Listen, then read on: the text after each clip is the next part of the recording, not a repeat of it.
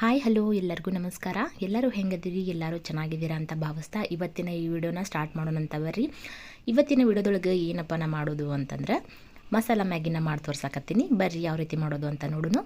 ಒಂದು ಪಾತ್ರೆನ ಬಿಸಿ ಇಟ್ಕೊಂಡು ಅದಕ್ಕೆ ಸ್ವಲ್ಪ ಎಣ್ಣೆನ ಹಾಕ್ಕೊತಾ ಇದ್ದೀನಿ. ಎಣ್ಣೆನೇ ಕಡಿಮೆನೇ ಯೂಸ್ ಮಾಡ್ಕೊಳ್ಳಿ, ಮಕ್ಕಳಿಗೆ ಕೊಡೋದಲ್ವಾ. ಸ್ವಲ್ಪ ಎಣ್ಣೆನೇ ಕಡಿಮೆ ಹಾಕಿ ಮಾಡೋದ್ರಿಂದ ಟೇಸ್ಟಿ ಕೂಡ ಮಾಡಬಹುದು. ಎಣ್ಣೆನ ಜಾಸ್ತಿ ಹಾಕೋದ್ರಿಂದ ಹೆಲ್ತ್ಗೆ ಒಳ್ಳೆಯದಲ್ಲ. ಸೊ ಅದಕ್ಕೋಸ್ಕರ ಸ್ವಲ್ಪ ಎಣ್ಣೆನ ಯೂಸ್ ಮಾಡಿಕೊಂಡು ಮಾಡಿರಿ. ಆನಂತರ ನಾನು ಇದಕ್ಕೆ ಒಂದು ಅರ್ಧ ಟೇಬಲ್ ಸ್ಪೂನಷ್ಟು ಸಾಸಿವೆ ಹಾಕೋತಾ ಇದ್ದೀನಿ. ಸಾಸಿವೆ ಚೆನ್ನಾಗಿ ಸಿಡಿಯೋ ತನಕ ನಾವು ಫ್ರೈ ಮಾಡ್ಕೊಳ್ಳೋಣ ಅವನ್ನ.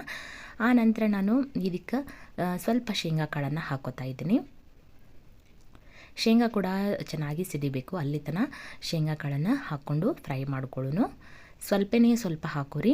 ಎಣ್ಣೆ ಒಳಗೆ ಚೆನ್ನಾಗಿ ಫ್ರೈ ಆದವು ಅಂತಂದ್ರೆ ತಿನ್ನುವಾಗ ಬಾಯಲ್ಲಿ ಸಿಗ್ತಿದ್ರೆ ಅದು ಚೆನ್ನಾಗಿರ್ತೈತಿ. ಫ್ರೈ ಆಗಿದ್ದರೆ ಚೆನ್ನಾಗಿರ್ತೈತಿ. ಇಲ್ಲಾಂದ್ರೆ ಸ್ವಲ್ಪ ಏನಾಗುತ್ತೆ ರೀ, ಕಚ್ಚ ಅನ್ನಿಸ್ತಾವಲ್ಲ ಶೇಂಗಾ ಕಾಳು. ಅದಕ್ಕೋಸ್ಕರ ಸ್ವಲ್ಪ ಎಣ್ಣೆ ಒಳಗೆ ಚೆನ್ನಾಗಿ ಫ್ರೈ ಮಾಡ್ಕೊಂಡ್ವಿ ಅಂದ್ರೆ ಕ್ರಿಸ್ಪಿ ಆದವು ಅಂತಂದ್ರೆ ಬಾಯಿ ಒಳಗೆ ಸಿಗ್ತಿರ್ಬೇಕಾದ್ರೆ ಟೇಸ್ಟ್ ಕೂಡ ಚೆನ್ನಾಗಿರ್ತೈತಿ. ಸೊ ಅದಕ್ಕೋಸ್ಕರ ನಾನಿಲ್ಲೇ ಒಂದು ಅರ್ಧ ಟೇಬಲ್ ಸ್ಪೂನಷ್ಟು ಕಡಲೆಬೇಳೆ ಹಾಕ್ಕೊಂಡಿದ್ದೀನಿ. ಹಾಗೇನೆ ಒಂದು ಅರ್ಧ ಟೇಬಲ್ ಸ್ಪೂನಷ್ಟು ಉದ್ದಿನಬೇಳೆ ಹಾಕ್ಕೊಂಡಿದ್ದೀನಿ. ಒಂದು ಸ್ವಲ್ಪ ಬಟಾಣಿನ ಹಾಕ್ಕೊತಾ ಇದ್ದೀನಿ. ಹಸಿ ಬಟಾಣಿ ತೊಗೊಂಡಿದ್ದೆ ನಾನು, ಅದನ್ನು ಹಾಕ್ಕೋತಾ ಇದ್ದೀನಿ. ಇದ್ರೆ ಹಾಕ್ಕೊಳ್ಳಿ, ಇಲ್ಲ ಅಂತಂದ್ರೆ ಸ್ಕಿಪ್ ಮಾಡ್ಕೊರಿ.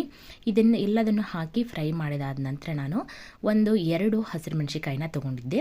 ಅದನ್ನು ಕೂಡ ಸಣ್ಣದಾಗಿ ಕಟ್ ಮಾಡ್ಕೊಂಡು ಹಾಕ್ಕೊತಾ ಇದ್ದೀನಿ. ಬೇಕಿದ್ದರೆ ಹಾಕ್ಕೊಳ್ಳಿ, ಇಲ್ಲ ಅಂದರೆ ನೀವು ಒಣ ಖಾರದ ಪುಡಿ ಇರ್ತೈತಲ್ಲ ಅದನ್ನು ಕೂಡ ಸೇರಿಸ್ಕೋಬೋದು. ಇಲ್ಲೇ 1 ಈರುಳ್ಳಿನ ನಾನು ಕಟ್ ಮಾಡಿಕೊಂಡು ಹಾಕ್ಕೊತಾ ಇದ್ದೀನಿ. ಹಾಗೇನೆ ಟೊಮ್ಯಾಟೊ ಹಣ್ಣನ್ನು ಕೂಡ ಕಟ್ ಮಾಡಿಕೊಂಡು ಹಾಕ್ಕೊತಾ ಇದ್ದೀನಿ. ಸಣ್ಣದಾಗಿರುವಂತಹ ಟೊಮ್ಯಾಟೊ ತೊಗೊಂಡಿದ್ದೆ, ಅದನ್ನು ಕೂಡ ಕಟ್ ಮಾಡಿಕೊಂಡು ಹಾಕ್ಕೊತಾ ಇದ್ದೀನಿ. ಇದಕ್ಕೆ ಬೇಕಿದ್ದರೆ ನೀವು ತರಕಾರಿ ಕೂಡ ಯೂಸ್ ಮಾಡ್ಕೋಬೋದು ರೀ. ಆಲೂಗಡ್ಡೆ, ಆನಂತರ ಬೀನ್ಸ್, ಕ್ಯಾರೆಟ್ ಇದನ್ನೆಲ್ಲದನ್ನು ಹಾಕ್ಕೊಂಡು ನೀವು ಕೂಡ ಮಾಡ್ಕೋಬೋದು. ಬಟ್ ನಾನಿಲ್ಲಿ ಇದಷ್ಟನ್ನೇ ಹಾಕಿ ಮಾಡಿ ತೋರ್ಸಾಕತ್ತೀನಿ. ಆನಂತರ ಒಂದು ಅರ್ಧ ಟೇಬಲ್ ಸ್ಪೂನಷ್ಟು ಅರಿಶಿನ, ಒಂದು ಸ್ವಲ್ಪ ರುಚಿಗೆ ತಕ್ಕಷ್ಟು ಉಪ್ಪನ್ನು ಹಾಕ್ಕೊತಾ ಇದ್ದೀನಿ. ನೋಡಿಕೊಂಡು ಹಾಕ್ಕೊಳ್ಳಿ. ಸುಮಾರಾಗಿ ನಾನು 1 ಪ್ಯಾಕೆಟ್ ಅಂದರೆ ಮಸಾಲ ಮ್ಯಾಗಿದು 1 ಪ್ಯಾಕೆಟ್ ಸಿಗ್ತೈತಲ್ವ, ಸೊ ಅದನ್ನು ನಾನು ಮಾಡಿ ತೋರಿಸ್ತಾ ಇದ್ದೀನಿ. ಅದಕ್ಕೆ ಇಷ್ಟು ಉಪ್ಪಾದರೆ ಸಾಕಾಗ್ತೈತಿ. ಯಾಕಂದ್ರೆ ಮ್ಯಾಗಿ ನೂಡಲ್ಸ್ನೊಳಗೂ ಉಪ್ಪು ಇರ್ತೈತಿ. ಆನಂತರ ಮಸಾಲ ಚೀಟ್ ಇರ್ತೈತಲ್ರಿ ಅದ್ರೊಳಗೆ, ಅದ್ರಾಗೂ ಉಪ್ಪು ಇರ್ತೈತಿ. ಸೊ ಅದಕ್ಕೋಸ್ಕರ ನೋಡಿಕೊಂಡು ಉಪ್ಪನ್ನು ಹಾಕೋರಿ. ನೋಡಿರಿ, ಇದನ್ನೆಲ್ಲ ಹಾಕಿ ಚೆನ್ನಾಗಿ ಒಂದ್ಸತಿ ಬಾಡಿಸ್ಕೊಂಡು ಬಿಡೋಣ. ಆನಂತರ ಇದಕ್ಕೆ ನಾನು ಏನು ಮಾಡ್ತೀನಿ ರೀ, 1 ಗ್ಲಾಸ್ನಷ್ಟು ನಾನು ನೀರನ್ನು ಹಾಕ್ಕೊತಾ ಇದ್ದೀನಿ. ನಾನು 1 ಪ್ಯಾಕೆಟ್ ತೊಗೊಂಡಿದ್ದಕ್ಕೆ 1 ಗ್ಲಾಸ್ ನೀರಾದರೆ ಸಾಕಾಗ್ತೈತೆ ರೀ. ಕ್ವಾಂಟಿಟಿನ ಸರಿಯಾಗಿ ಹಾಕೋರಿ, ಇಲ್ಲ ಅಂತಂದ್ರೆ ನೀರಾಗಿಬಿಡ್ತೈತಿ ಮ್ಯಾಗಿ. ಸೊ ಅದಕ್ಕೋಸ್ಕರ ನೀರು ನೋಡಿಕೊಂಡು ಹಾಕೋರಿ. 1 ಗ್ಲಾಸ್ನಷ್ಟು ನೀರನ್ನು ಹಾಕ್ಕೊಂಡು ನೀರನ್ನು ಚೆನ್ನಾಗಿ ಕುದಿಸ್ಕೊಳ್ಳೋಣ. ಆನಂತರ ನಾನು ಮುಂದಿನ ಸ್ಟೆಪ್ಪು ಹೇಳ್ತೇನೆ ರೀ. ನೋಡಿರಿ, ಇಲ್ಲಿ ನೀರು ಚೆನ್ನಾಗಿ ಕುದಿ ಬಂದೈತಿ, ಅಂದರೆ ಹುಳಿ ಚೆನ್ನಾಗಿ ಕುದಿ ಬಂದೈತಿ ಅಲ್ವಾ. ಇವಾಗ ನಾವು ಮಸಾಲ ಮ್ಯಾಗಿ ಒಳಗೆ 1 ಪ್ಯಾಕೆಟ್ ಇರ್ತೈತಲ್ರಿ ಮಸಾಲ ಚೀಟ್, ಅದನ್ನು ನಾನಿಲ್ಲಿ ಹರಿದ್ಕೊಂಡು ಹಾಕ್ಕೋತಾ ಇದ್ದೀನಿ. ಚೀಟನ್ನು ಕಟ್ ಮಾಡ್ಕೊಂಡು ಹಾಕ್ಕೋತಾ ಇದ್ದೀನಿ.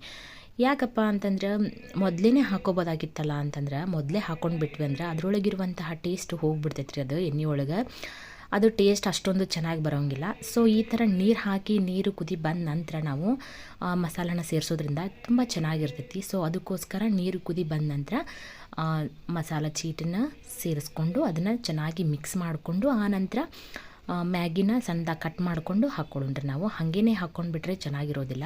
ಸ್ವಲ್ಪ ಈ ರೀತಿ ಕಟ್ ಮಾಡ್ಕೊಂಡು ಹಾಕ್ಕೊಳ್ಳೋದ್ರಿಂದ ಅದ್ರ ಟೇಸ್ಟು ಆಮೇಲೆ ಅದು ಕೂಡ ಚೆನ್ನಾಗಿ ಬೆಂದ್ಕೊಂಡು ಬರ್ತೈತಿ. ಅದಕ್ಕೋಸ್ಕರ ಈ ಥರ ಕಟ್ ಮಾಡಿಕೊಂಡು ಹಾಕ್ಕೊಂಡು ಒಂದು 10 ನಿಮಿಷ ಅಥವಾ 15 ನಿಮಿಷ ನಾವು ಚೆನ್ನಾಗಿ ಕುದಿಸ್ಕೋಬೇಕಾಗತ್ತೆ ರೀ.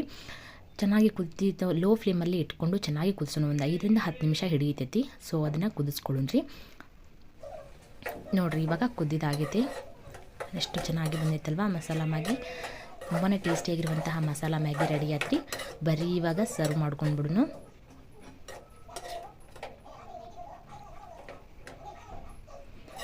ಈ ರೆಸಿಪಿ ನಿಮಗೇನಾದರೂ ಇಷ್ಟ ಆಗಿತ್ತು ಅಂತಂದ್ರೆ ಲೈಕ್ ಮಾಡಿರಿ.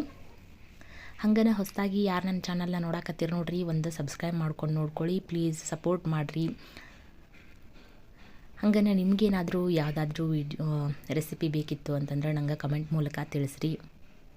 ನೋಡಿರಿ, ಇಲ್ಲೇ ನಾನು ಸರ್ವ್ ಮಾಡ್ಕೊಳಕತ್ತೀನಿ. ನನಗೇನಾದರೂ ಇದ್ದಷ್ಟು ನಾನು ನಿಮ್ಗೆ ಹೇಳ್ಕೊಡೋಕೆ ಪ್ರಯತ್ನ ಪಡ್ತೀನಿ. ನೋಡಿರಿ, ಇಲ್ಲಿ ನಾನು ಸರ್ವ್ ಮಾಡ್ಕೊಳಕತ್ತೀನಿ. ಈ ರೀತಿ ಸರ್ವ್ ಮಾಡಿಕೊಂಡು ಬಿಸಿ ಇದ್ದಾಗಲೇ ತಿನ್ನಬೇಕು. ತುಂಬಾ ಚೆನ್ನಾಗಿರ್ತೈತಿ. ತಣ್ಣಗಾದ ನಂತರ ಚೆನ್ನಾಗಿರೋದಿಲ್ಲ ಇದು. ಈವ್ನಿಂಗ್ಗೆ ಸ್ನ್ಯಾಕ್ಸ್ ಕೂಡ ಮಾಡ್ಕೋಬೋದು ಅಥವಾ ಬೆಳಗ್ಗೆ ಬ್ರೇಕ್ಫಾಸ್ಟಿಗೆ ಕೂಡ ಇದನ್ನು ಮಾಡಿಕೊಂಡು ತಿನ್ಬೋದು. ತುಂಬಾ ರುಚಿಯಾಗಿರ್ತೈತಿ. ಹಂಗನ ಸಿಗುನಂತ್ರಿ ಮತ್ತೊಂದು ವಿಡಿಯೋದೊಂದಿಗೆ ಹೊಸ ರೆಸಿಪಿಯೊಂದಿಗೆ ನಾನು ನಿಮ್ಮನ್ನು ಭೇಟಿ ಆಗ್ತೀನಿ. ಅಲ್ಲಿವರೆಗೂ ಎಲ್ಲರಿಗೂ ನಮಸ್ಕಾರ ರೀ. Thank you for watching.